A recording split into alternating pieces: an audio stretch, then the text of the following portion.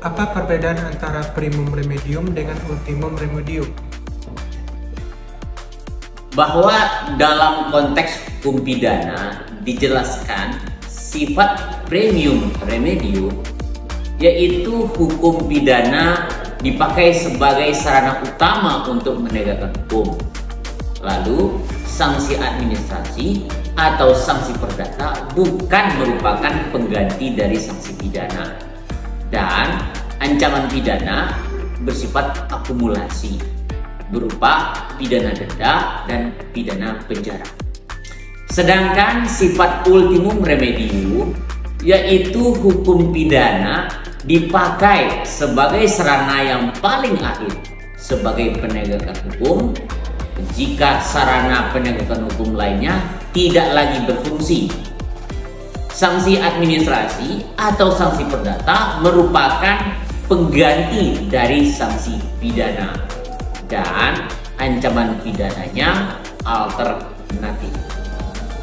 Lalu Pak, bagaimana dengan penanganan tindak pidana khusus?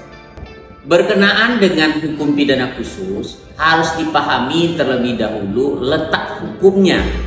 Ada dua pembagian hukum pidana khusus, yaitu hukum pidana khusus murni atau internal seperti Undang-Undang Tindak Pidana Korupsi, Undang-Undang Tindak Pidana Terorisme, Undang-Undang Tindak Pidana Pencucian Uang, dan hukum pidana khusus administrasi atau eksternal atau sektoral seperti Undang-Undang Narkotika, Undang-Undang Lingkungan Hidup, Undang-Undang Informasi Transaksi Elektronik.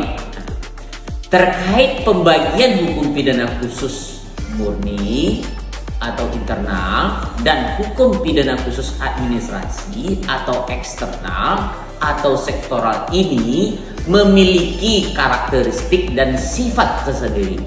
Nah, yang harus diperhatikan bagi penstudi ilmu hukum, sarjana hukum, dan aparat penegak hukum agar tidak terjadi kekeliruan substansi dan hukum terkait dalam penegakan hukumnya, penanganan hukum pidana khusus murni atau internal memiliki sifat primum remedium, sedangkan hukum pidana khusus administrasi atau eksternal atau sektoral memiliki sifat ultimum remedium.